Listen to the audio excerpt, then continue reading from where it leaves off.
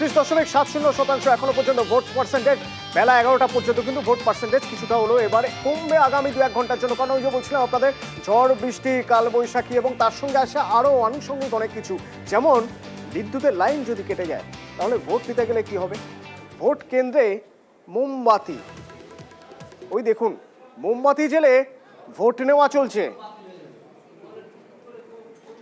বনগাঁর ছবি, প্রবল বেগে ঝড়, 40 থেকে 60 কিলোমিটার বেগে ঝোড়ো হাওয়া, মোমবাতি জ্বালিয়ে ভোট নিতে হচ্ছে। কেন না, লোডশেডিং হয়ে গেছে, ঝড়ে হয়তো তারে গাছ পড়েছে, কোথাও কোনোভাবে বিদ্যুৎ বিভ্রাট হয়েছে।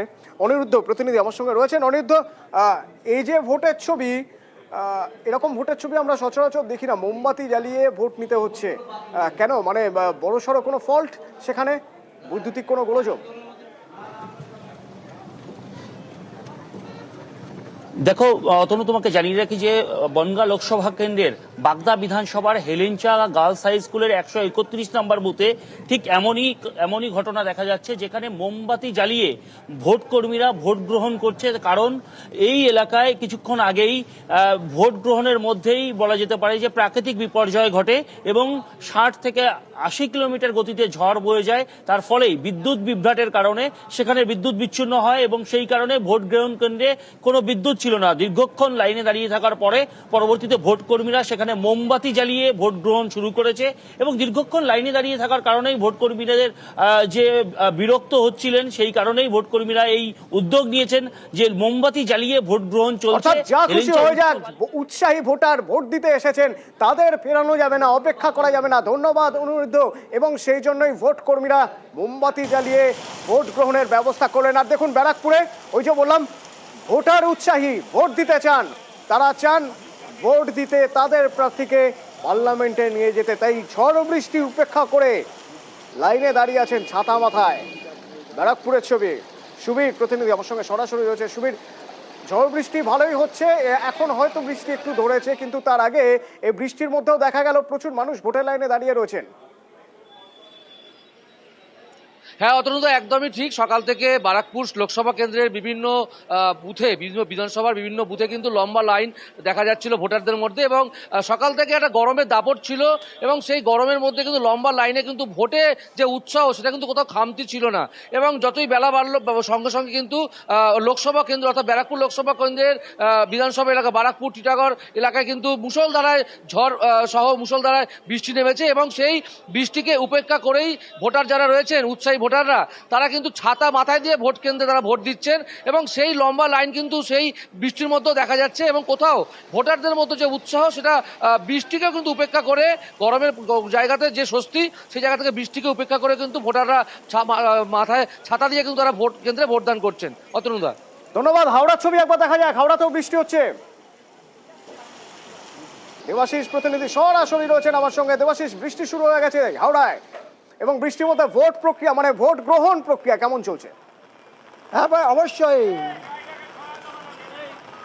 দেখো, অবশ্যই আমরা বলতে পারি এই মুহূর্তে দাঁড়িয়ে যে গরম পরিস্থিতি তৈরি হয়েছিল রাজনৈতিকভাবে, সেই পরিস্থিতি কিছুটা হলেও ঠান্ডা হলো প্রাকৃতিকভাবে। প্রাকৃতিক ঝড় বৃষ্টি যেখান থেকে গণ্ডগোলের অভিযোগ উঠছিল সেখানে কার্যত মানুষ শূন্য। তার কারণ বৃষ্টি।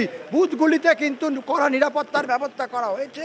সেখানে যেহেতু একটু বেলা বেড়েছে, গরমটা বেড়েছিল, ভোটার সংখ্যা খুব একটা বেশি ছিল না, সেই কারণে ইতিমধ্যে ভোট গ্রহণ প্রক্রিয়া কিন্তু কোথাও বন্ধ হয়নি। পরিষ্কার নির্বাচন কমিশন বা জেলা প্রশাসনের তরফ থেকে বলা হয়েছে ভোট গ্রহণ চলছে।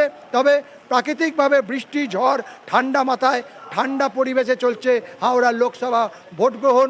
বেশ কিছু উত্তেজনার খবর আসলেও কিন্তু বেশ কিছু জায়গায় এই উত্তেজনা প্রশমিত করলো প্রকৃতি। অতনু, ধন্যবাদ। এবার হুগলির ছবি দেখবো, বিশ্বজিৎ আমার সঙ্গে রয়েছে সরাসরি। হুগলিতেও চলছে বৃষ্টি, বৃষ্টির মধ্যেই চলছে ভোট গ্রহণ প্রক্রিয়া। সেই ভোট গ্রহণ কেমন হচ্ছে বিশ্বজিৎ? এখন কিছুটা বৃষ্টিটা থেমেছে দেখছি বিশ্বজিৎ, কিছুটা হলো এখন স্বস্তি, মনোরম আবহাওয়া। তাহলে তো ভোট প্রক্রিয়া খুব ফাস্ট হবে এখন বোধহয়।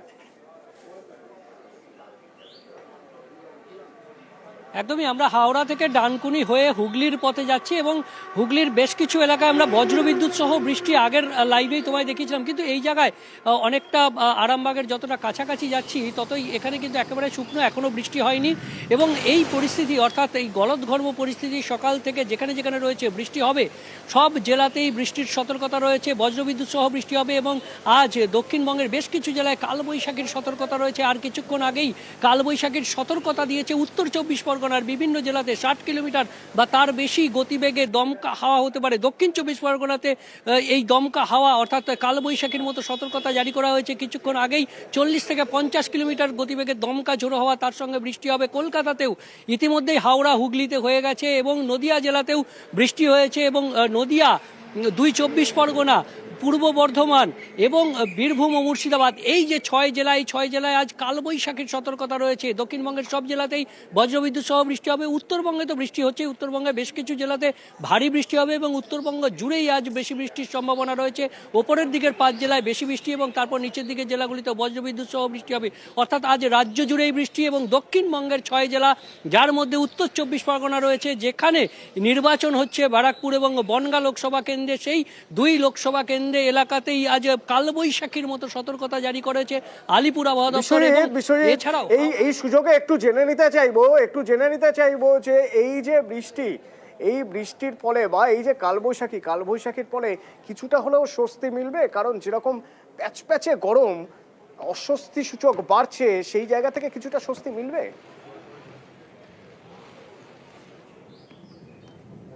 একদমই স্বস্তি মিলবে, কারণ এই বৃষ্টিটা শুধুমাত্র আজ এবং কিছুক্ষণের জন্য হবে না। এরকমই বৃষ্টি আজ যে শুরু হলো, অর্থাৎ গাঙ্গেয় পশ্চিমবঙ্গের উপর যে ঘূর্ণাবর্ত রয়েছে এবং এই ঘূর্ণাবর্ত এবং একটি নিম্নচাপ অক্ষরেখা রয়েছে উত্তরবঙ্গের উপর দিয়ে, যার টানে প্রচুর পরিমাণে জলীয় বাষ্প আসছে। উত্তরবঙ্গে তো বৃষ্টি হবেই এবং দক্ষিণবঙ্গেও আজ যে বৃষ্টি হচ্ছে, এই বৃষ্টি আজ এবং আগামীকাল এই দুদিনই বেশ ভালো বৃষ্টি হবে এবং তারপর বুধ বৃহস্পতিবার পর্যন্ত এই বৃষ্টি থাকতে পারে।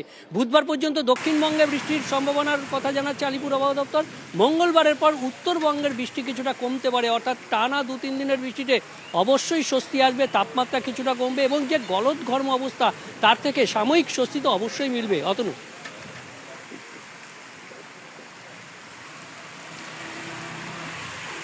এবার নৈহাটির ছবি দেখা যাক। ঝেপে বৃষ্টি হচ্ছে, আমার সহকর্মী অভিজিৎ রয়েছেন। অভিজিৎ, শোনা যাচ্ছে ঝেপে বৃষ্টি, ভোট কেমন চলছে এই বৃষ্টির মধ্যে?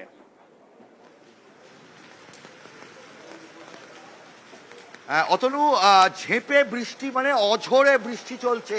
নৈহাটি, ভাটপাড়া, জগদ্দল, শ্যামনগর সর্বত্র মানে ঝেঁপে বৃষ্টি। আর সেই বৃষ্টির মধ্যে স্বভাবতই আওয়াজ পাচ্ছ অতনি কি ভয়ানক পরিস্থিতি এবং দীর্ঘক্ষণ ধরে চূড়ান্ত গরম, গলদঘর্ম অবস্থায় মানুষ ভোট দেওয়ার লাইনে ছিল। কিন্তু তার মধ্যেই যেভাবে বৃষ্টি এসেছে, সেই বৃষ্টিতে মানুষের অস্বস্তি আরও বেড়ে গেল।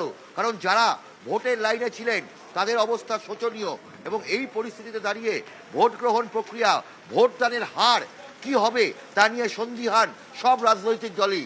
তৃণমূল কংগ্রেসের প্রার্থী পার্থ ভৌমিক, তিনি কিছুক্ষণ আগেই ভাটপাড়া, জগদ্দলের মতন এলাকা চষে ফেলেছিলেন। এই মুহূর্তে তিনি নৈহাটিতে ঢুকলেন তার বিধানসভা এলাকায় এবং এসে তিনি দ্রুত তার সমস্ত বুথ স্তরের কর্মীদেরকে নির্দেশ দিচ্ছেন যাতে ভোট গ্রহণের হার বাড়ানোর নির্দেশ। যে কোনো মূল্যেই ভোটাররা যেন ভোট দেন, না হলে খুব সমস্যায় পড়তে হবে। পাশাপাশি পার্থ ভৌমিক তিনি জানিয়েছেন, নির্বাচন কমিশনের কাছে আবেদন করেছেন, বিভিন্ন ভোট গ্রহণ কেন্দ্রে বিদ্যুৎ বিপর্যয় হয়েছে, যেভাবে বজ্রপাত চলছে, যেভাবে বাজ পড়ছে, তাতে বিভিন্ন ভোট গ্রহণ কেন্দ্রে সেখানে বিদ্যুৎ বন্ধ করে দেওয়া হয়েছে। ফলে একদিকে যেমন ভোট গ্রহণ কর্মীরা তারা সমস্যায় পড়েছে, তেমনভাবেই তারাও চূড়ান্ত দুর্ভোগের মুখে। এখনো অঝোরে বৃষ্টি চলছে, ফলে ভোট গ্রহণের হার কি হবে সে নিয়ে সন্দিহান বিজেপি, তৃণমূল, বাম কংগ্রেস জোট সবাই। ফলে এই মুহূর্তে প্রত্যেকেই এই করছেন যাতে বৃষ্টি কমে। বৃষ্টি না কমলে মানুষ যদি ভোটটা দিতে আসে তাহলে সমস্যায় পড়বেন সব রাজনৈতিক দলই। তবে অভিজিৎ, একটা বিষয় খুব ইন্টারেস্টিং, সেটা হচ্ছে যে এই যে গরমের মধ্যে মানুষ লাইনে দাঁড়িয়েছিলেন ভোটের লাইনে, এবার তাদের কিছুটা হলেও স্বস্তি এবং কিছু কিছু জায়গায় এখনো বৃষ্টি হয়েই চলেছে, কোনো জায়গায় বৃষ্টি সবে থেমেছে আর কোথাও অপেক্ষা, বৃষ্টি হবেই।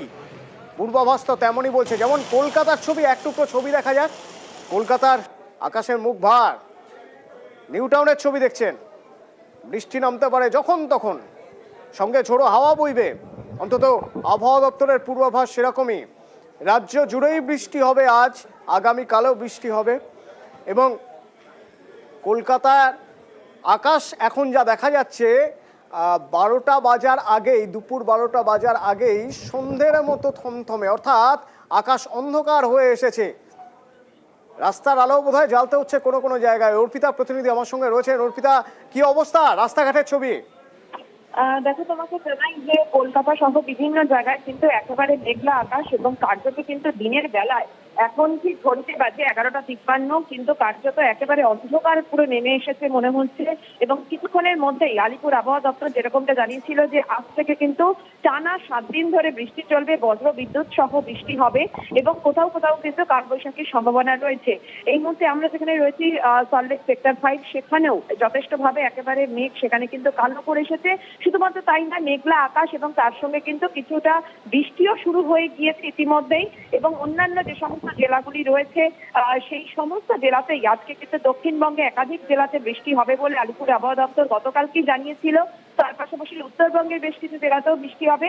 তবে বজ্র বিদ্যুৎ সহ যে বৃষ্টি, সেই বৃষ্টি কিন্তু ইতিমধ্যেই শুরু হয়ে গিয়েছে বেলা 12টা, অথচ চারিদিকে মনে হচ্ছে যেন পুরো অন্ধকার, পুরো বিকেল বা সন্ধে হয়ে গিয়েছে, এমনটাই কিন্তু আবহাওয়া তৈরি হয়েছে। সঙ্গে রয়েছে ঝোড়ো হাওয়া, এবং বৃষ্টি কিন্তু ইতিমধ্যেই নামতে শুরু করে দিয়েছে। ধন্যবাদ অর্পিতা। এবং আকাশ কালো হয়ে রয়েছে, বৃষ্টি নামতে পারে যখন তখন। আর যেখানে বৃষ্টি নেমেছে সেখানেও ভোটের লম্বা লাইন, ভোটের জন্য লম্বা লাইন। ভোটাররা ছাতা মাথায় দিয়ে দাঁড়িয়ে রয়েছেন তাদের গণতান্ত্রিক অধিকার প্রয়োগ করার জন্য। আর ভোট কর্মীরা তারাও তৎপর যে এত লম্বা লাইন দিয়ে ভোটাররা দাঁড়িয়ে রয়েছেন, ভোট তো নিতেই হবে। তাই বিদ্যুৎ বিভ্রাট ঘটলেও, যদি ইলেকট্রিকের তার কোথাও ছিঁড়ে গিয়ে থাকে, তার জন্য যদি কারেন্ট না থাকে, তারপরেও ভোট কর্মীরা মোমবাতি জ্বালিয়ে ভোট প্রক্রিয়া যেন সচল থাকে, চালু থাকে, সেই ব্যবস্থা করছেন।